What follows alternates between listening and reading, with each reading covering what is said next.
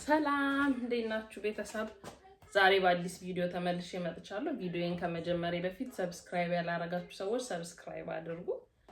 በዛሬው ቪዲዮአችን እዚህ ጋር ፍሩት እና ቬጂቴብሎች አዘጋጅቻለሁ። እርግጠኛ ነኝ እዚህ ጋር ካሉት ቬጂቴብል እና ፍሩቶች ውስጥ ቢያንስ ሁለቱ ቤታችሁ ውስጥ ይኖሯቸዋል። ቢያንስ በጣም በትንሹ ይሄው እዚህ ጋር ብርቱካን፣ አናናስ፣ ሎሚ፣ ኩከምበር፣ ስትሮበሪ፣ ቀረፋ እና አረንጓዴ አፕል አዘጋጅቻለሁ። ስለዚህ በእነዚህ አትክልትና ቬጂቴብሎች ዛሬ ምንድነው የምናደርገው መሰላችሁ?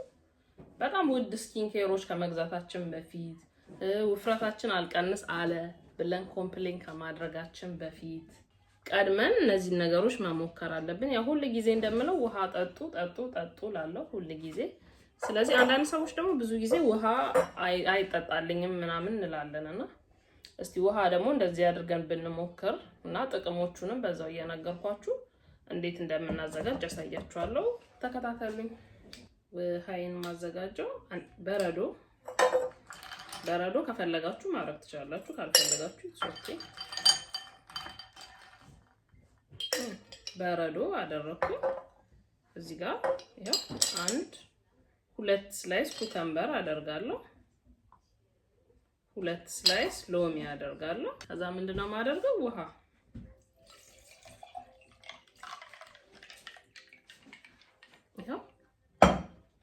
ይሄ የኩከምበር እና የሎሚ ውሃ በጣም ዲቶክስ ያደርጋል ሰውነታችንን እና ቦርጭ በጣም ይቀንሳል። ውፍረት ለመቀነስ ያግዘናል። በጣም ለብዙ ነገር ያግዘናል እና ውሃ እንደዚህ አድርገን መጠጣት እንችላለን። ጧት ከእንቅልፋችን ስንነሳ እንደዚህ አድርገን ብናዘጋጀው አለቀ በቃ። ሙሉ ቀን ይሆነናል ማለት ነው። አንዴ ለሙሉ ቀን የሚሆነን እንደዚህ ብናዘጋጅ። አሁን እዚህ ውስጥ ያረኩትን ኩከምበርና ሎሚ ውሃው ሲያልቅ እሞላበታለሁ። እየሞላውበት ለአንድ ቀን ለሁለት ቀን ራሱ ያገለግለኛል። ስለዚህ አንደኛው ውህድ ይሄ ነው። ሞክሩት። ወደ ቀጣዩ ደግሞ ስንሄድ ማሳያችሁ። በረዶ መቅረት ይችላል እንደነገርኳችሁ። በረዶ አረጋለሁ። ይሄው አረንጓዴ አፕል 2 ስላይስ አረንጓዴ አፕል አደርጋለሁ። ከዛ ቀረፋ ይሄው ይታያችኋል። ቀረፋ 2 እንጨት ቀረፋ አደርጋለሁ። ከዛ ውሃዬን እሞላለሁ ማለት ነው።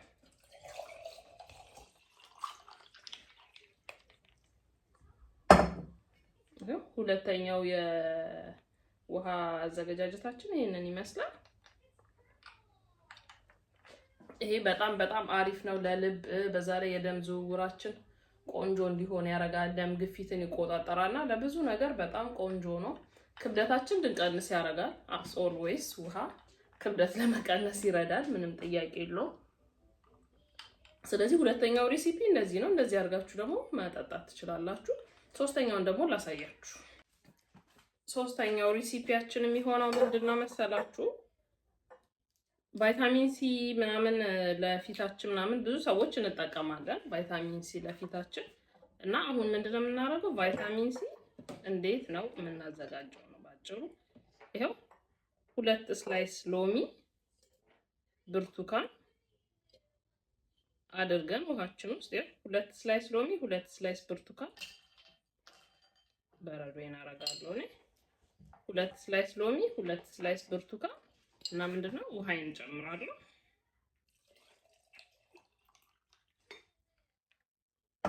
አለቀ። ይሄ በጣም ቆንጆ ነው።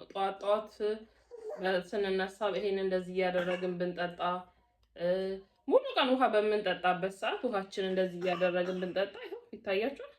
ኦሬንጅ እና ሎሚ ይሄ ማለት በጣም በቃ ቫይታሚን ሲ ማለት ነው። ፊታችንን ራሱ ምንም ነገር መቀባት የለብንም። ይሄንን ቢያንስ ለ2 ሳምንት እንኳን ብንሞክር ለውጡ በጣም የሚገርም ለውጥ ቆዳችን ላይ እናያለን ማለት ነው። እና ይሄንንም ሞክሩት። እሺ አራተኛ የምሰራው አናናስ 2 ስላይስ አናናስ፣ ይሄው አናናስ 2 ስላይስ አናናስ እና 1 ስላይስ ሎሚ አደርጋለሁ።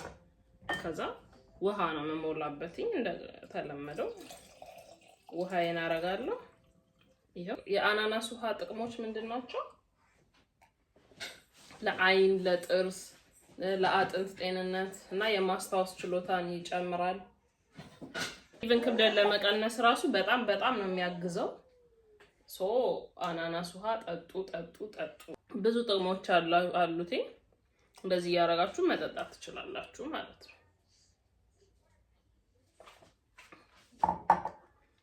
ቀጣይ ደግሞ አምስተኛውን የውሃ ሬሲፒ ላሳያችሁ። ወደ ቀጣይ ሬሲፒያችን ስንሄድ የምናገኘው ምንድነው? ስትሮበሪ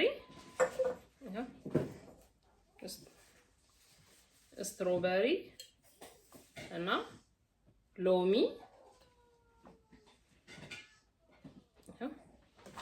ከዛ እንደተለመደው ውሃችንን እንጨምራለን።